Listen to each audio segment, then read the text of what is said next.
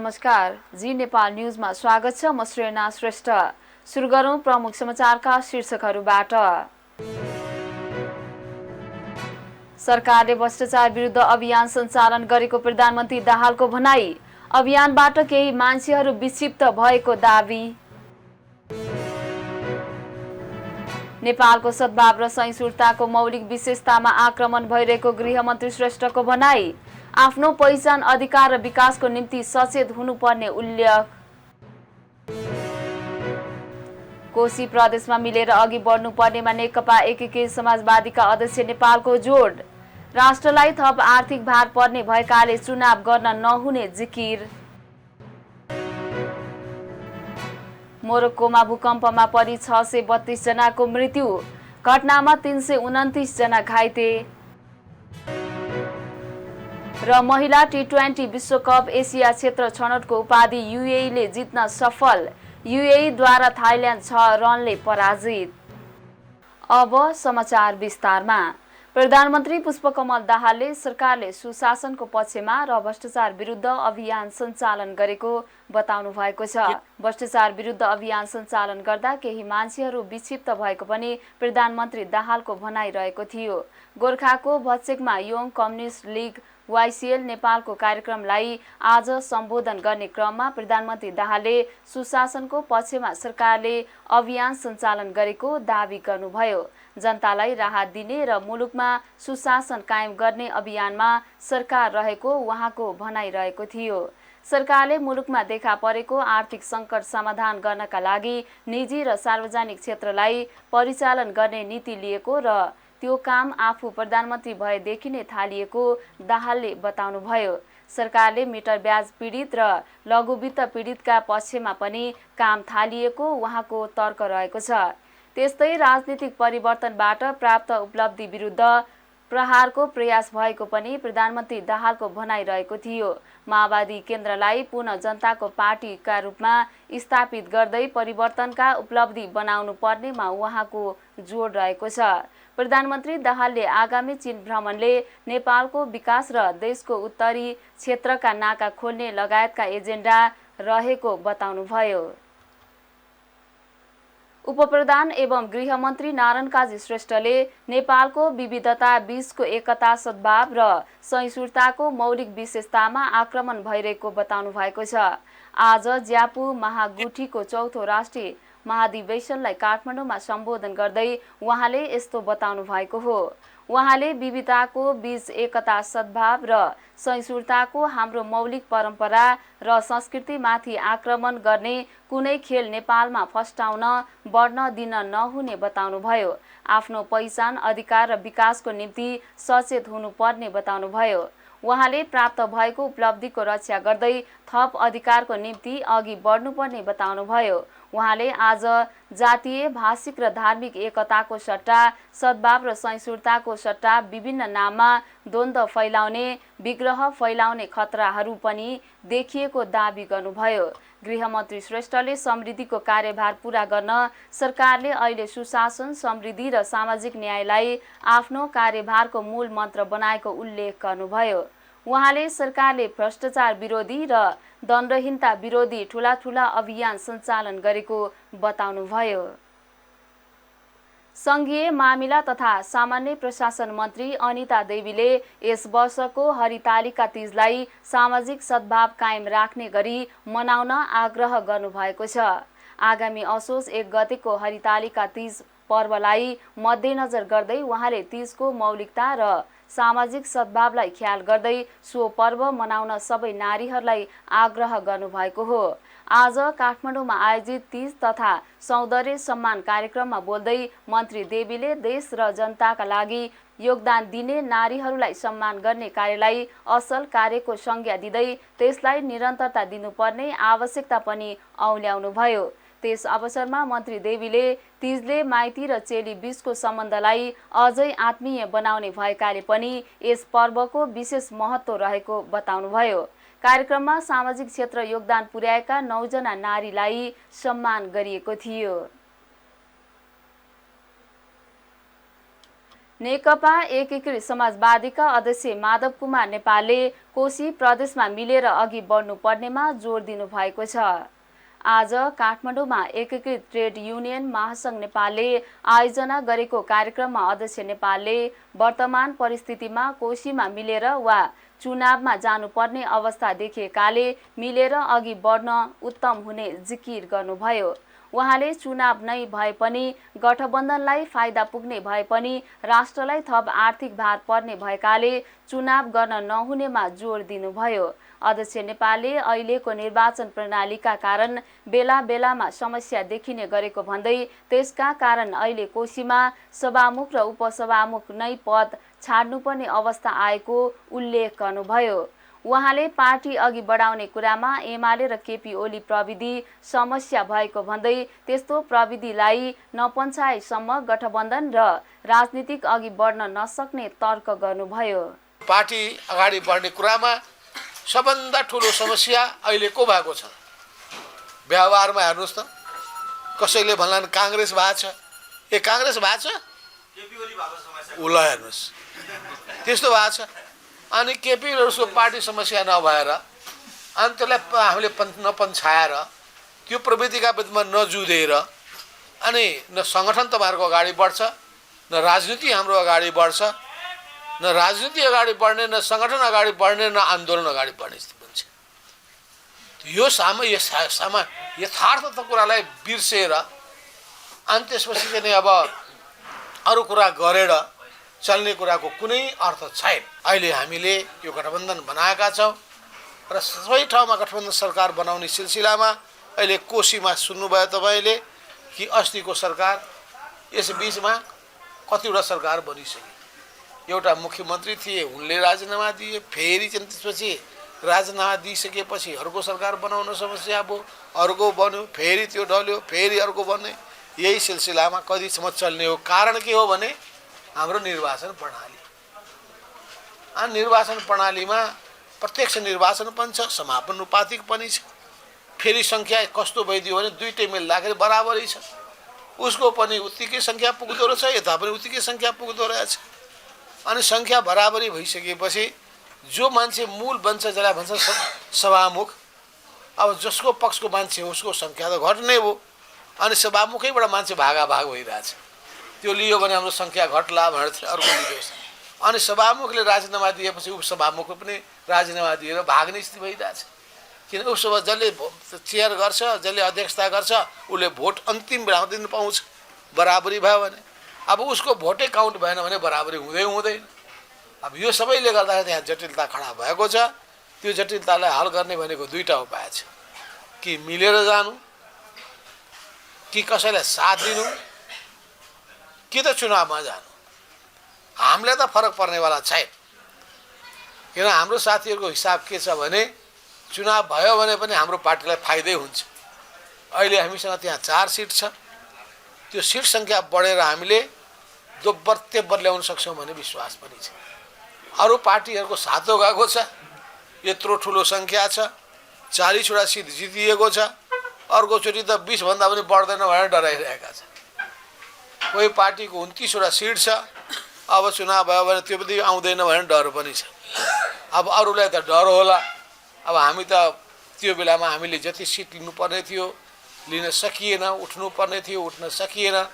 तर अबको निम्ति पनि हो, त्यही पनि हामी जनतालाई र राष्ट्रलाई पर्ने जुन छ अर्थको बोझ, पैसा त खर्च हुन्छ, देशको सम्पत्ति खर्च हुन्छ। अनि यो सबै भएको हुनाले पनि सकभर त्यता जानु नपरोस्, कुनै न कुनै उपाय निकालियोस् भन्ने पक्षमा छ। यो सबै सन्दर्भमा देशको राजनीतिमा सिङ्गो हाम्रो ध्यान छ, नजर छ। अध्यक्ष नेपालले आज नै आफू र चिनिया राजदूतसँग भेट भएको र भेटमा प्रधानमन्त्रीको चीन भ्रमणका साथै द्विपक्षीय सम्बन्धका बारेमा कुराकानी भएको जानकारी समेत दिनुभयो। मुलुकमा सुशासन कायम गर्ने सन्दर्भमा चुनौती खडा गरेको चुनावी खर्च र भड्किलो प्रचार प्रसारको आम रूपमा आलोचना भएपछि अन्तर्राष्ट्रिय अभ्यास र अनुभवका आधारमा निर्वाचन कानुनै परिमार्जन गर्न लागि छ। निर्वाचन अभियानलाई थप मर्यादित तुल्याउन मौन अवधि घटाउन र खर्चलाई पारदर्शी बनाउन प्रस्ताव गरिएको आयोगले जनाएको छ। एक रिपोर्ट। निर्वाचन आयोगले निर्वाचनलाई स्वच्छ, स्वतन्त्र, निष्पक्ष, सुरक्षित र मितव्ययी बनाई समाजमा यस सम्बन्धी उठेका आवाजलाई संशोधन गर्न साबिकको निर्वाचन सम्बन्धी कानुनमा व्यापक परिमार्जन र संशोधनका लागि प्रस्ताव गरेको छ। निर्वाचनसँग सम्बन्धित विद्यमान 7वटा ऐनका प्रावधानलाई समेटी एकीकृत रूपमा तयार गरिएको विधेयकको मस्यौदामा खास गरी निर्वाचन अभियानलाई थप मर्यादित तुल्याउन, मौन अवधि घटाउन र खर्चलाई पारदर्शी बनाउन प्रस्ताव गरिएको आयोगले जनाएको छ। निर्वाचन मौन अवधि 24 घण्टामा सीमित पार्ने, उम्मेद्वार र दलले गर्ने खर्चको हद र पारदर्शी तुल्याउन प्रस्ताव गरेको मस्यौदामा निर्वाचनमा खर्चको विवरण पेश गर्नुपर्ने दायित्व भएको व्यक्तिले निर्धारित समयमा विवरण नबुझाएमा 6 वर्षसम्म उम्मेद्वार हुन नसक्ने उल्लेख छ। मस्यौदामा नामावली सङ्कलन, अद्यावधिक दोहोरोपनाको खारेजी, विदेशमा रहेका नेपालीको विवरण सङ्कलन, निर्वाचन हुने दिन, मतदानको समय र निर्वाचन प्रचार प्रसार अवधि, मौन अवधि, निर्वाचन अधिकृत नियुक्ति तथा उम्मेद्वारको योग्यता र अयोग्यता सम्बन्धी प्रावधान प्रस्ताव गरिएको छ। मौन अवधिमा राजनैतिक दल र उम्मेद्वारबाट पैसाको चलखेल लगायत अवाञ्छित गतिविधि धेरै हुने गरेको भन्ने प्रश्न उठेपछि आयोगले अन्तर्राष्ट्रिय अभ्यासबीच समेत तालमेल हुने गरी एक दिन रहने व्यवस्था प्रस्ताव गरेको हो। निर्वाचनमा हुने खर्चलाई सुशासनसँग जोडिएकाले तडक फडक सहितको फजुल खर्च रोक्ने र आय व्ययलाई पारदर्शी बनाउने विषय निर्वाचन सम्बन्धी कानुनलाई संशोधन र एकीकरण गर्न बनेको विधेयकको मस्यौदामा प्रस्ताव छ। प्रतिनिधि सभा र प्रदेश सभा सदस्यका लागि प्रत्यक्ष निर्वाचन प्रणालीतर्फ 33% महिला उम्मेद्वार हुनुपर्ने तथा कुनै दलले पालिका प्रमुख र उपप्रमुखमा एउटा मात्र उम्मेद्वार बनाएमा त्यो महिला नै हुनुपर्ने स्पष्ट व्यवस्था गरेको छ। महिला उम्मेदवारीको प्रावधान विपरीत उम्मेद्वार दिने, राजनैतिक दलको सबै उम्मेदवारी रद्द हुने प्रावधान रहेको नयाँ विधेयकको मस्यौदामा उम्मेद्वारले मनोनयन पेश गर्दा आफू र परिवारको सदस्यको सम्पत्ति विवरण पेश गर्नुपर्नेछ। दलित, महिला, अपाङ्गता भएका र आर्थिक रूपले विपन्न वा लैङ्गिक तथा यौनिक अल्पसङ्ख्यकको उम्मेद्वार भए धरौटी रकममा 50% छुट दिने व्यवस्थाका लागि प्रस्ताव गरिएको छ। निर्वाचन खर्चको सीमा तोक्दा निर्वाचन क्षेत्रको भौगोलिक विकटता, दूरी, मतदान केन्द्र र मतदाता सङ्ख्या, यातायात सुगमताका खर्चका आधारमा हद तोक्ने तथा प्रचारमा भएका आम्दानी र खर्चको विवरण सार्वजनिक गर्नुपर्ने बाध्यकारी व्यवस्था गरेको छ। नेपालका विभिन्न निर्वाचन क्षेत्रबीच हुने खर्चको फरकपनको पाटोलाई हेक्का गरी त्यस सम्बन्धी प्रावधान प्रस्ताव गरिएको हो। निर्वाचन खर्चलाई व्यवस्थित र पारदर्शी गर्न सकिएमा सुशासन प्रवर्धन र भ्रष्टाचार नियन्त्रणमा सहयोग पुग्ने जनाउँदै आयोगले ब्याङ्क खाताको विवरण, खर्च गर्ने अनुमानित रकम र सोको स्रोत खुलाउनु पर्ने व्यवस्था प्रस्ताव गरेको छ। निर्वाचनका बेला दबावमा र प्रभावमा रकम उठाई खर्च गर्ने अवस्थालाई नियन्त्रण गर्न सरकारी तथा सरकार सम्बद्ध निकाय एवं गैर सरकारी संस्था बाहेक अरूसँग विवरण खुलाएर मात्र आर्थिक सहयोग लिन सक्ने प्रस्ताव गरेको छ। आर्थिक विषयलाई पारदर्शी बनाउन सहयोग ब्याङ्किङ प्रणाली मार्फत लिनुपर्ने, रसिद दिनुपर्ने, 50,000 भन्दा बढी सहयोग लिँदा स्रोत खुलाउनु पर्ने तथा कुनै शर्त तोकी सहयोग लिन नहुने व्यवस्था गरिएको छ। निर्वाचनको वास्तविक रूपमा खर्च उम्मेद्वार वा दलले निर्वाचन परिणाम घोषणा भएको 45 दिनभित्र विवरण पेश गर्नुपर्नेछ। प्रस्तावित मस्यौदा अनुसार निर्वाचन खर्च सम्बन्धमा आयोग र निर्वाचन अधिकृतले अनुगमन, सूक्ष्म अनुगमन गर्नेछन्। निर्वाचनमा सर्वसाधारण वा मतदाताबाट नगद र जिन्सी लिएदिएमा जरिवाना र कैद हुने व्यवस्था प्रस्ताव गरिएको छ। निर्वाचनलाई पारदर्शी र अनुमान योग्य बनाउन दल वा उम्मेद्वारले ब्याङ्क खाताको विवरण उपलब्ध गराउनु पर्नेछ। ऐन विपरीत खर्च गरेमा जरिवाना गर्ने र खाता भएका रकम जफत हुनेछ। दल र उम्मेद्वारको निर्वाचन प्रचार प्रसार अभियानमा लाग्ने वास्तविक खर्चको वृहत पारदर्शिता प्रदान गर्न आय र व्यय दुवै प्रतिवेदनमा समावेश गर्न प्रस्ताव गरिएको छ। जी नेपाल 4K टेलिभिजनका लागि खेमा जोशी, काठमाडौँ। राष्ट्रिय प्रजातन्त्र पार्टीका अध्यक्ष राजेन्द्र लिङ्गदेनले कोशी प्रदेशमा एमाले र कङ्ग्रेस मिलेर सरकार बनाई राजनैतिक अस्थायित्व दिनुपर्ने बताउनु भएको छ। आज विराटनगर विमानस्थलमा सञ्चारकर्मीसँग कुरा गर्दै लिङ्गदेनले अहिलेको व्यवस्था संस्थापकहरू एमाले र कङ्ग्रेस मिलेर कोशी प्रदेशलाई जोगाउनु राम्रो हुने बताउनु भएको हो। राप्रपा कुनै पक्षमा नलाग्दा प्रदेशसभा नै विघटन हुने खतरा रहेको भन्दै उहाँले कांग्रेस र एमाले मिल्न नसके राप्रपाले आवश्यक समयमा उचित निर्णय लिने बताउनुभयो। उहाँले भ्रष्टाचार छानबिनका नाममा उठाइएका विभिन्न प्रकरणहरूलाई सरकारले सत्ताको रक्षा कवचको रूपमा प्रयोग गरेको तर्क गर्नुभयो। आर्थिक कारणले पनि प्रदेशको औचित्य समाप्त हुँदै गएको भन्दै लिङदेनले जातीय र धार्मिक द्वन्द्व बढाउने कार्य गर्न नहुने जिकिर गर्नुभयो। अहिले यो भ्रष्टाचार विरुद्धको छानबिन अथवा सुन तस्करी प्रकरणको छानबिन यी सबै चिजहरू अहिले देखाउनको लागि मात्रै जस्तो चाहिँ प्रमाणित हुँदै गएको छ र मुख्य रूपमा अहिले सत्ता पक्षले सत्ता रक्षा कवचको रूपमा यसलाई चाहिँ प्रयोग गरिराखेको अब खुलेआम देखिन थालेको छ। यो एकताको दृष्टिकोणले राष्ट्रिय एकताको दृष्टिकोणले पनि खतरनाक हुन्छ। यो कुनै पनि बेला विखण्डनको कारक बन्न सक्छ, जातीय सद्भाव यसले बिथोल्न सक्छ भनेर हामीले भनेको थियौँ र त्यो कुरा चाहिँ अहिले सतहमा देखिन थालेको छ, आर्थिक रूपले पनि देखिन थालेको छ। धन्न 6 वटा प्रदेशमा यो विषय त्यस्तो प्रभावकारी रूपमा उठेन, अहिले आएर यहाँ देखिएको छ र यो जे कुराको बिउ रोपिएको थियो त्यो चाहिँ फल लाग्ने कुरा हो र त्यो कुरा अहिले चाहिँ देखिन थाल्यो। हामी कुनै पक्षमा नलागिदिँदाखेरि यहाँ प्रदेश सभा नै विघटन हुन सक्ने परिस्थिति पनि चाहिँ देखिन थालेको अवस्था छ। तर त्यो कुन बेला हो भन्दाखेरि कांग्रेस र एमाले मिलेन भने है त्यो अवस्थामा मात्रै हामी कतै लागिदिए हुन्थ्यो भन्ने कुरा हो। र सबभन्दा पहिलो उपयुक्त कुरा त अहिलेको व्यवस्थाको संस्थापकहरू मिलेर यो प्रदेश सभालाई जोगाए राम्रो हुन्थ्यो। अब त्यसको मौका अझै छ नि त, 30 दिन छ, त्यहाँदेखि फेरि अर्को पनि धारा बाँकी छ। मेरो शुभकामना छ कांग्रेस र एमाले मिलेर गरोस्। उहाँले प्रमुख राजनैतिक दलहरू नै भ्रष्टाचार र सुन तस्करी प्रकरणमा जोडिएकाले निष्पक्ष र स्वतन्त्र रूपमा छानबिन गरिनुपर्ने धारणा व्यक्त समेत गर्नुभयो। गोवंशको संरक्षण गर्नुपर्ने भन्दै वैदिक सनातन धार्मिक महासंघ लगायतले काठमाडौँमा प्रदर्शन गरेको छ। धर्मनिरपेक्षता खारेज गर्दै वैदिक सनातन धर्म कायमका साथै गोवंशको संरक्षण गर्नुपर्ने भन्दै उनीहरूले शनिबार काठमाडौँको माइती घरमा विरोध प्रदर्शन गरेका हुन्। प्रदर्शनमा सहभागीहरूले गो हत्या मुक्त हिन्दू राष्ट्र नेपाल हाम्रो अभियान, हाम्रो धर्म संस्कृति प्राणभन्दा प्यारो छ, गौ हत्यारालाई कारबाही गर लगायतका प्लेकार्ड प्रदर्शन गरेका थिए। साथै उनीहरूले धर्म विरोधी व्यवस्था नचाहिने भन्दै नाराबाजी समेत गरेका थिए। 60 किलो सुन तस्करी प्रकरणमा प्रहरीको केन्द्रीय अनुसन्धान ब्युरो CIBले त्रिभुवन विमानस्थल भन्सार कार्यालयका 3 कर्मचारीलाई पक्राउ गरेको छ। पक्राउ पर्नेमा भन्सार अधिकृत पुष्पा जोशी, नायब सुब्बाहरू वीरेन्द्र नेपाली र कमल परियार रहेका छन्।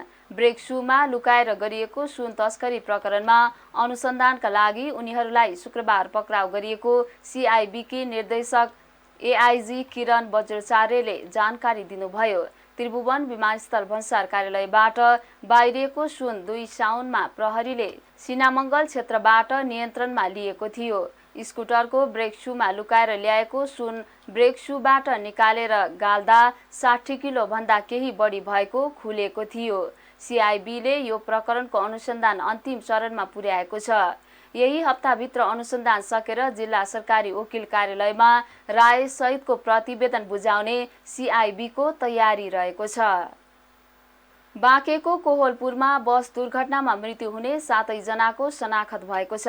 कोहलपुरको शमशेरगञ्जमा शुक्रबार राति 9 बजे भएको बस दुर्घटनामा ठाकुरबाबा नगरपालिका 9 का 50 वर्षीय काशीराम थारू, 55 वर्षीय कस्तुरी थापा, 50 वर्षीय रूपा परियार, 40 वर्षीय जयन्ती थारू, 65 वर्षीय चानुराम थारू, बसका चालक बर्दियाको ठाकुरबाबा 8 का 55 वर्षीय जुगबहादुर चन्द र सहचालक बर्दियाको बारबारदिया नगरपालिका 7 का 34 वर्षीय बसन्त कार्कीको पनि मृत्यु भएको हो।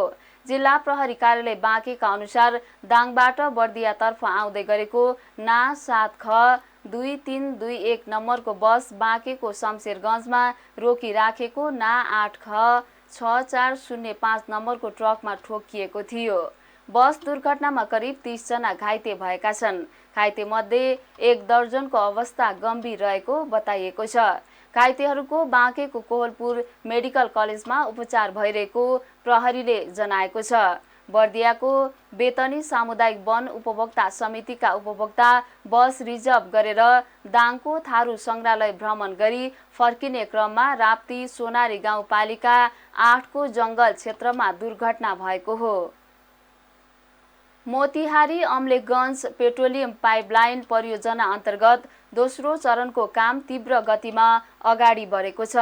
आउँदो चैतसम्म पाइपलाइनबाट पेट्रोल र मट्टितेल ल्याउने उद्देश्यका साथ निर्माणको कामलाई तीव्रता दिएको नेपाल आयल निगमले जनाएको छ। दोस्रो चरणको काम अन्तर्गत अहिले पेट्रोल भण्डारण ट्याङ्क, ट्रान्समिक्स ट्याङ्क, पम्प हाउस, पेट्रोलको लोडिङका लागि 24 वटा पूर्ण स्वचालित लोडिङ वे लगायत भौतिक संरचनाको निर्माण भइरहेको छ। अहिले म्यानुअल रूपमा पेट्रोलियम पदार्थको लोडिङ हुँदै आएको छ। दोस्रो चरणको परियोजनाको निर्माण भारतीय कम्पनी लिखिता इन्टरनेसनलले गरिरहेको छ। परियोजनाको पहिलो चरणको कार्य अन्तर्गत अहिले भारतको मोतिहारीबाट अम्लेखगञ्जसम्म पाइपलाइन मार्फत डिजेल आयात भइरहेको छ।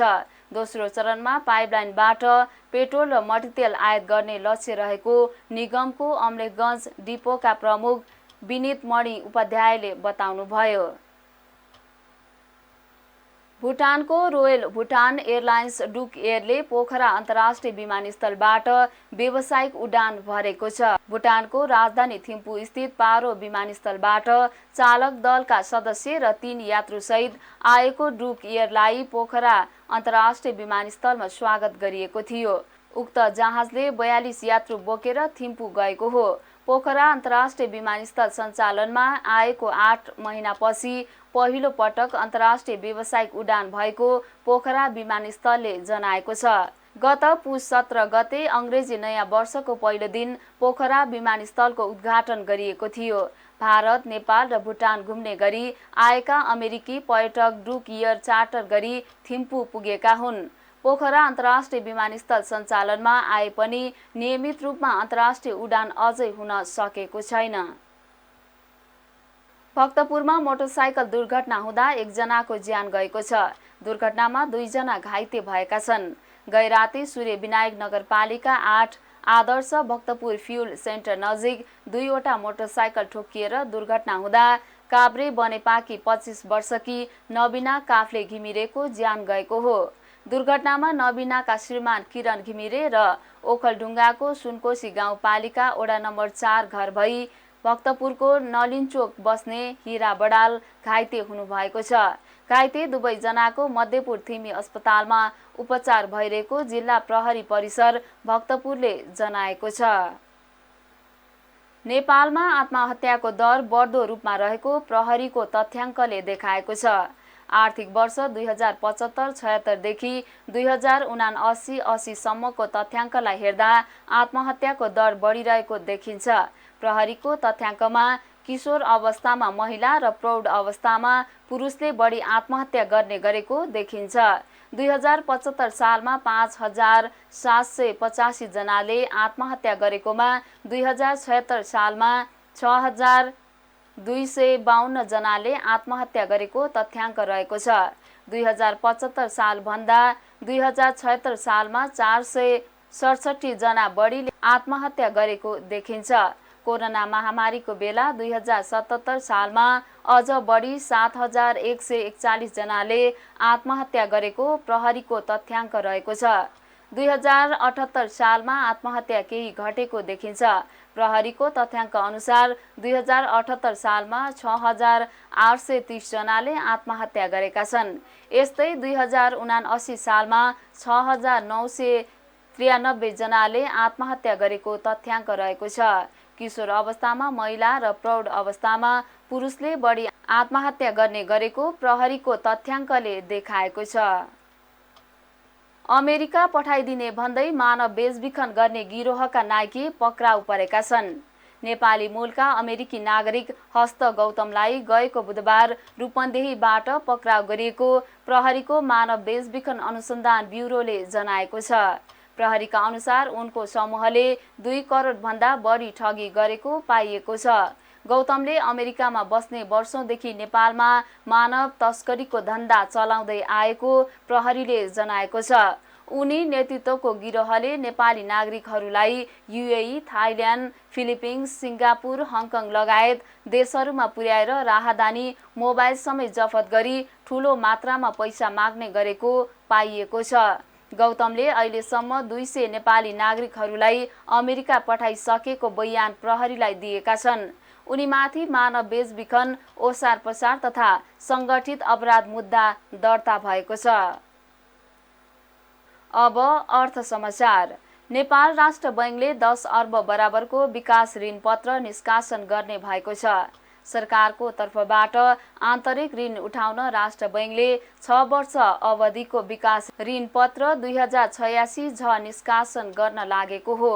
यो ऋण पत्रको ब्याजदर बोल कबोल प्रक्रियाबाट निर्धारण हुने र बैंक तथा वित्तीय संस्था, गैर बैंक वित्तीय संस्था, बीमा कम्पनी, सङ्गठित संस्था तथा सर्वसाधारण नागरिक समेतले खरिदका लागि प्रस्ताव गर्न सक्नेछन्। विकास ऋण पत्र 2086 झको बोल कबोलका लागि भदौ 24 गते अपराह्न 3 बजेसम्मको अवधि तोकिएको छ भने भदौ 25 गते सोमबार निष्कासन हुनेछ। यो ऋण पत्रको सामा भुक्तानी 2086 भदौ 25 गते हुनेछ।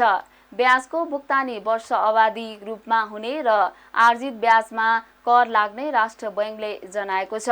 यो विकास ऋण पत्र खरिदका लागि प्रतिस्पर्धी वा अप्रतिस्पर्धी रूपमा सहभागी हुन सकिनेछ।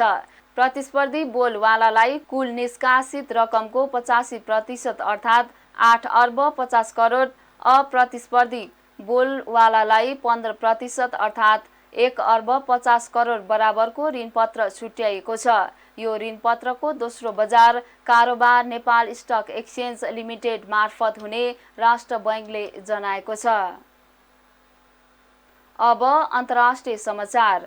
मोरक्कोमा गएको शक्तिशाली भूकम्पमा परि मृत्यु हुनेको संख्या 632 पुगेको छ। त्यहाँको गृह मन्त्रालयले दिएको जानकारी अनुसार घटनामा 329 जना घाइते भएका छन् भने 51 जनाको अवस्था चिन्ताजनक रहेको छ। मध्ये मोरक्कोमा शुक्रबार राति 6.8 म्याग्निच्युडको शक्तिशाली भूकम्प गएको थियो। स्थानीय समय अनुसार राति 11 बजे भूकम्प गएको हो। अमेरिकी भूगर्भ सर्वेक्षणले भूकम्पको केन्द्रबिन्दु माराकेसबाट 71 किलोमिटर दक्षिण पश्चिममा उच्च एटलस पर्वतमा रहेको बताएको छ। यसको केन्द्र जमिनको सतहबाट 18.5 किलोमिटर गहिराईमा रहेको थियो। भूकम्पको धक्का केन्द्रबिन्दुबाट 350 किलोमिटर टाढा रहेको राजधानी रबातमा पनि महसुस गरिएको जनाइएको छ। अब खेल समाचार। आइसिसी महिला टी20 विश्वकप एसिया क्षेत्र छनौटको उपाधि युएईले जितेको छ। आज भएको फाइनलमा थाइल्यान्ड 6 रनले पराजित भयो। उपाधि विजेता युएई र उपविजेता थाइल्यान्डले आउँदो वर्ष हुने ग्लोबल टी20 विश्वकप छनौट खेल्न पाउनेछन्। मलेसियाको बायोमासमा जितका लागि 71 रनको सामान्य लक्ष्य पछ्याएको थाइल्यान्ड 17 ओभर 5 बलमा 64 रनमा अल आउट भयो। थाइल्यान्डका नर्थाकन चाम्थाले सर्वाधिक 22 रन बनाइन् तर जितका लागि पर्याप्त भएन। सन् 2020 मा विश्वकप खेलिसकेका थाइल्यान्डका 9 खेलाडीले दोहोरो अङ्कमा रन बनाउन सकेनन्। युएकी काबिसा कुमारी एगोडागे र वैष्णव महेशले समान 3 विकेट लिए। त्यसअघि टस जितेर पहिलो ब्याटिङ गरेको युएईले निर्धारित 20 ओभरमा 9 विकेट गुमाउँदै 70 रन बनाएको थियो। युएकी तीर्थ सतीशले सर्वाधिक 23 रन जोडिन्। थाइल्यान्डकी ओनिचाले 3 र नटे बुस्थमले 2 विकेट लिइन्। हिजो भएको सेमिफाइनलमा नेपाल थाइल्यान्डसँग 46 रनले पराजित हुँदै बाहिरिएको थियो। खेल समाचारसँगै हामी जी नेपाल न्युजको अन्त्यमा आइसकेका छौं। जाँदा जाँदै प्रमुख समाचारका शीर्षकहरू पुनः एकपटक। सरकारले भ्रष्टाचार विरुद्ध अभियान सञ्चालन गरेको प्रधानमन्त्री दाहालको भनाई। अभियानबाट केही मान्छेहरू विक्षिप्त भएको दाबी। नेपालको सद्भाव र सहिष्णुताको मौलिक विशेषतामा आक्रमण भइरहेको गृहमन्त्री श्रेष्ठको भनाई। आफ्नो पहिचान, अधिकार र विकासको निम्ति सचेत हुनुपर्ने उल्लेख। कोशी प्रदेशमा मिलेर अघि बढ्नुपर्नेमा नेकपा एकीकृत समाजवादीका अध्यक्ष नेपालको जोड। राष्ट्रलाई थप आर्थिक भार पर्ने भएकाले चुनाव गर्न नहुने जिकिर। मोरक्कोमा भूकम्पमा परि 632 जनाको मृत्यु, घटनामा 329 जना घाइते। र महिला टी20 विश्वकप एसिया क्षेत्र छनौटको उपाधि युएईले जित्न सफल, युएईद्वारा थाइल्यान्ड 6 रनले पराजित। प्रमुख समाचारका शीर्षकसँगै अहिलेका लागि जी नेपाल न्युज सकियो। ताजा समाचार र मनोरञ्जनका लागि जी नेपाल 4K टेलिभिजन हेर्दै गर्नुहोला। नमस्कार।